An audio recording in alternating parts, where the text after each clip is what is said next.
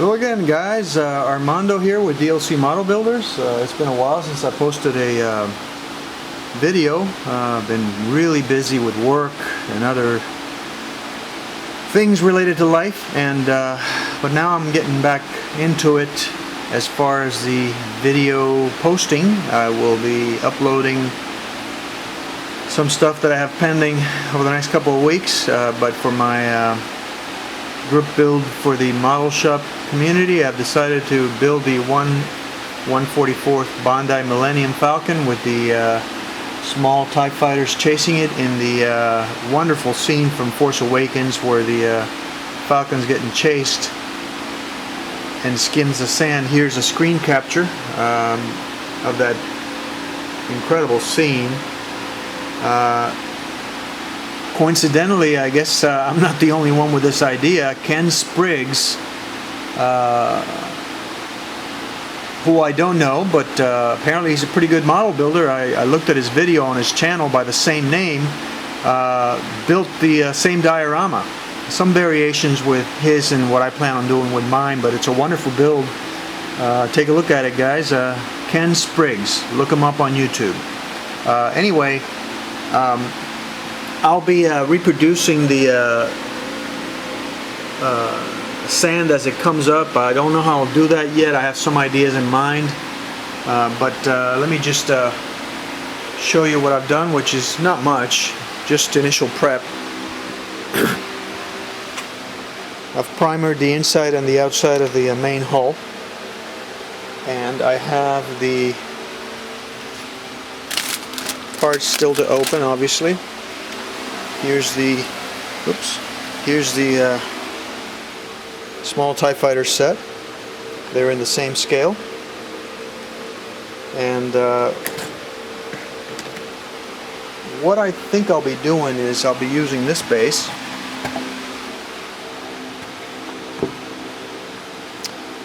and I'm going to reproduce the sand using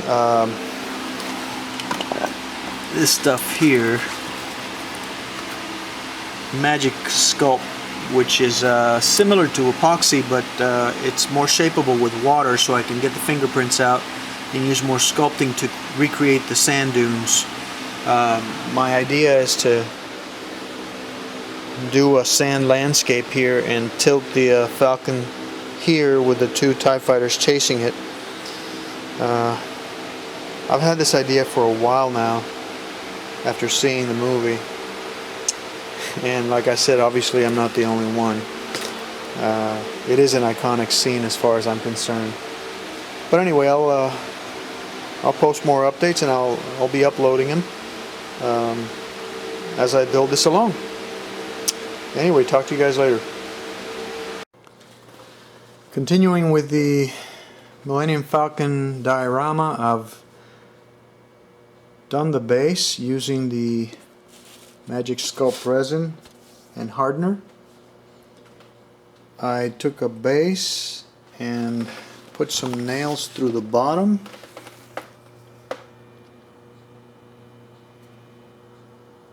and then I put a couple of blocks of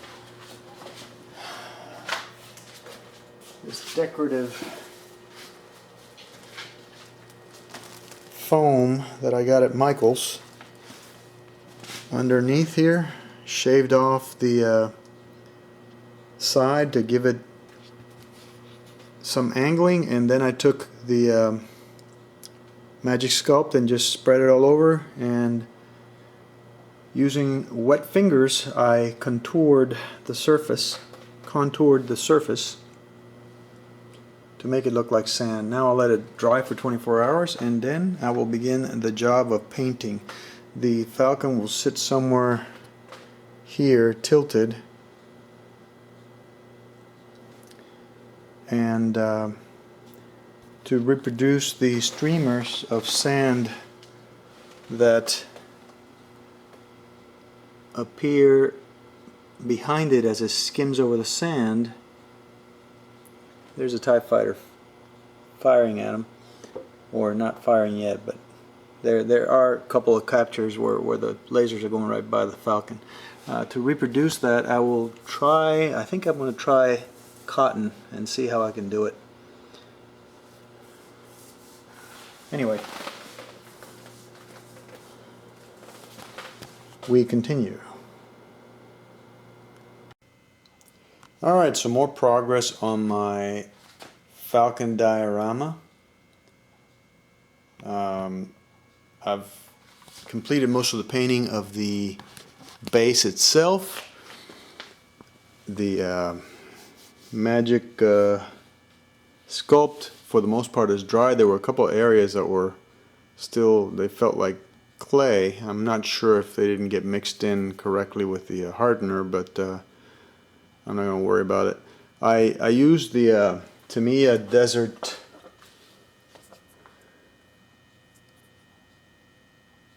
Yellow, thinned it, and after I primered the whole thing with standard black primer, which served a dual purpose of course primering the surface so it's better for the paint, and also leaving some shading, some darker shading along the ridges. I went ahead and painted everything with the Desert Yellow first, leaving some of the deepest ridges darker. You can see it, some of the primer coming through, which is nice. And then I used Buff, which is another Tamiya color, XF57, to highlight the ridges. I mean, not the ridges. I'm sorry, the valleys were the ones that were darker. The ridges, to emphasize and give more depth to the sand dunes. If you look at the scene, let me go show you the scene. I have it, my laptop here.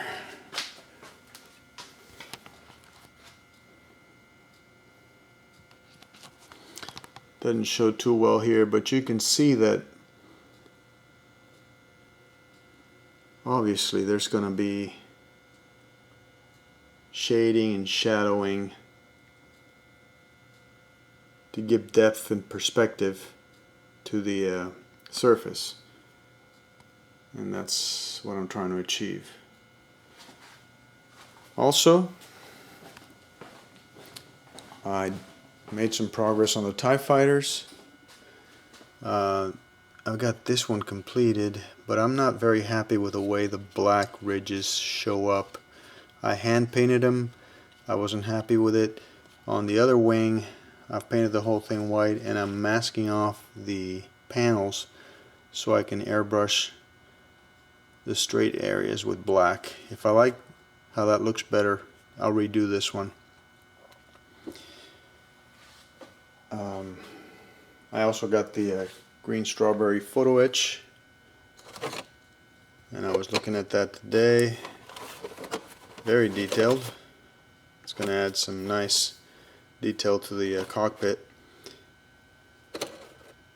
But first I'm going to finish the base, which is basically finished, and finish the TIE fighters. So that's my progress so far. Talk to you guys later. Back again with another update on my Star Wars build for the group build at the Model Shop community. I've completed the positioning of the two TIE fighters, and what I did was I bent clear styrene rods by heating them and simply inserted them into holes that I drilled on the sides, and I posed them so that they're sort of tilted like they looked in the scene. The Falcon will go here, tilted like that, and I'll recreate the streamers of sand using probably cotton. That's been my plan all along. Now, as far as the Falcon itself,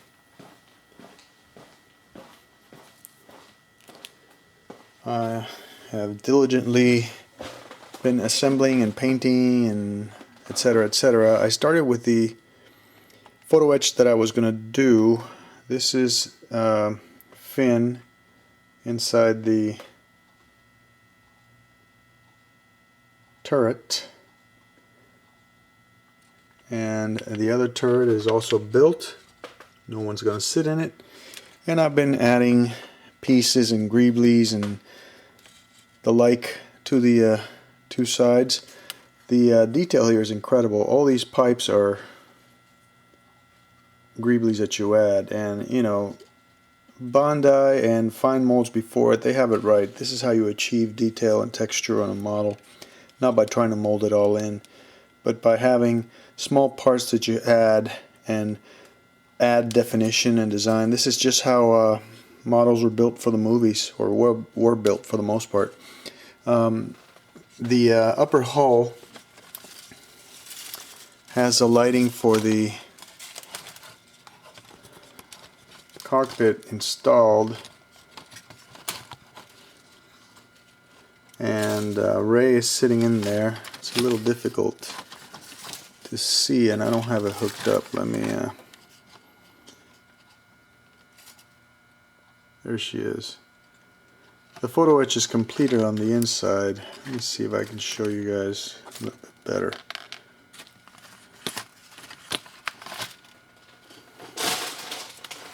Excuse me, stepping on some stuff here. There. There's a 3mm LED behind that photo etch wall, which illuminates the panels. I'll try and get it on the next segment. I also installed the headlights, and on the Force Awakens the headlights are red. I looked at the scenes. This was kind of a pain. I used fiber optic, and I passed it through the edge there and brought it out and hooked it up to red 5mm LEDs. The pieces that go there have vertical ridges, and I had to trench out along the center of the vertical ridges and the vertical ridges attachments on the parts to make space for the fiber optic. None of this is glued, by the way. I've snapped everything together. I think I only used Tester's glue on one part, which is wonderful. These kits are so well fitting that you don't really need it, and it allows me to take something apart if I need to do something to it, or I need to fix it, or rectify a mistake. Let me hook up the lighting, and I'll come back and I'll show you what it looks like. Okay, back. I've plugged in all the lighting. These are the headlights. They look a little washed out and more orange on the video, but they're actually more red. And this is the main engine. I used the clear blue piece that's provided, and an interesting thing about this kit, the instructions have placement of 8 of these pieces for LEDs. However, the kit only provides 4, which I could not figure out. At any rate, I decided I'd just go with an LED strip, which gives me a more uniform lighting, and I really like the way it looks. I simply put some sprues where those parts would have gone and glued the LED strip on there, double density white LED. So now I'm trying to figure out a way of lighting the turrets. That comes next. I've added all the parts on the sides, and once I figure that out, I'll probably have to create some sort of a light box around it and put a couple of SMDs. I'll do that with that one and the one on the other side, which is already assembled here. And I think that'll be the extent of my lighting. I'm not going to do any lighting on the bottom hull in the scene that I'm trying to recreate from the movie. There is no lighting on the bottom of the hull. I might try and create the laser rays by using some elongated brass tubes or something. I'll see. If it could be done, I'll do it. If not, I'll just forget it. I'm not really gonna. If it's gonna ruin the look of the diorama, I won't do it. but we'll see what I can do. But at any rate, this is coming along, slow but steady, and try and get a bit more work done tonight. Anyway, thanks for watching, and see you soon. Alright, so continuing with the Falcon diorama from The Force Awakens, I have drilled a hole on the side and inserted a brass rod, as you can see.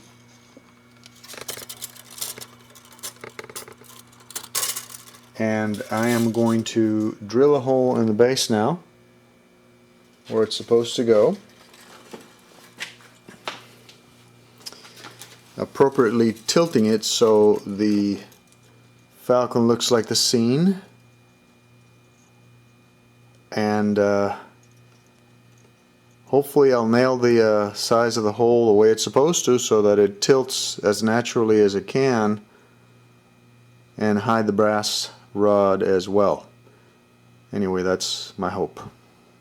I've completed assembly of the Falcon. All the parts are in. The turrets are in. The only thing that I need to do is put the cabin of the turret in there. I still haven't figured out how I'm going to light that. I've done some weathering on the machinery panels using the pictures from the Fine Molds 1/72 that I built a couple of years ago as a guide. Did some rusting and some soot, as you can see. I've started some of the decal application. One of the decals got ruined by the Solvaset, and my friend Tag is going to be sending me a replacement. He never used his, so they'll be in the mail. They'll be here in a couple of days, I guess. But it's coming along very nice. The only lighting that I have to do that's left is, like I said, the turret with fin in it. I'm sort of leaving that for last, but I want to really get this done and figure out how I'm going to mount it on the base. To be honest, that was my main worry, but I think this will work. Anyway, I'll show you when I've completed it. Talk to you soon. Alright guys, getting close to the end of this build. I had a setback. I had to replace the LED inside the cockpit. I replaced it with an SMD and rewired. And I finally figured out a way of keeping this thing from rotating on the axis of the bar that it's being supported on. I simply drilled a hole on the bar. You can see right there. Oops. I went across the bar, and then I put a paper clip, a thick paper clip, which will keep the ship from rotating. So now it's all set up.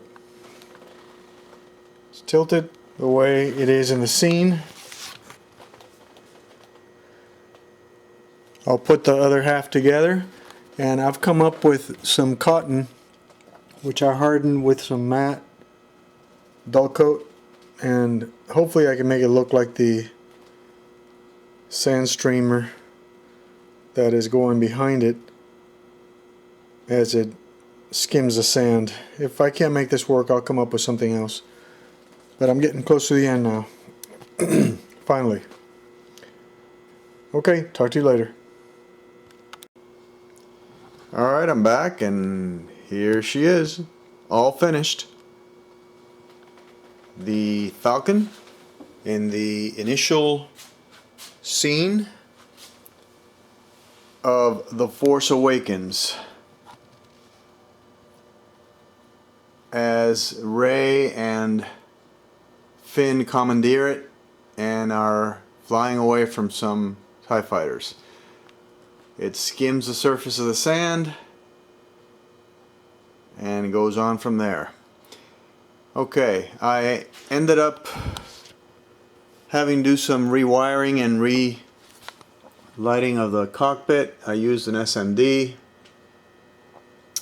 because the LED just wasn't cutting it. It's still kind of but that's alright. The whole effect of the diorama is what I was looking for. Also, it does have some light leaks, but again, minor stuff that I'm not going to worry about. The weathering looks really nice. I like it. The main engine looks very nice. You can also see the turret where Finn is firing at the TIE fighters, and of course a streamer effect. For this I took cotton and flattened it out, gave it shape, and sprayed it with where is that stuff? Tester's dull coat on both sides and allowed it to dry. That stiffened it up. Then I painted it with Tamiya Desert Yellow,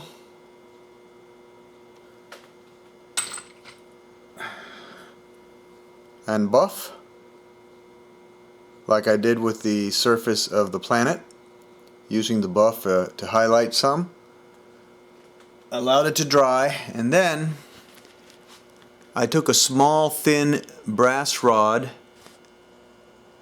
It's right about there. I think you can see it right there. Yeah, there it is. Can't see it from the top, so I'm not going to worry about it either. I drilled a small hole into the magic sculpt at an angle, inserted the rod in there, and then tunneled it into the cotton to provide support, and stuffed the rest behind the Falcon. So the cotton streamer is not glued to anything. It's simply stiff enough that it's holding very nicely. The effect is rather satisfying and does simulate the scene nicely, I think. I love this angle right here, which is the angle you see from the camera as it flies. Goes like that. That's actually pretty cool. Anyway, this was fun. Frustrating at times, but like any model build, it'll have its frustrations. The final result, though, is very satisfying.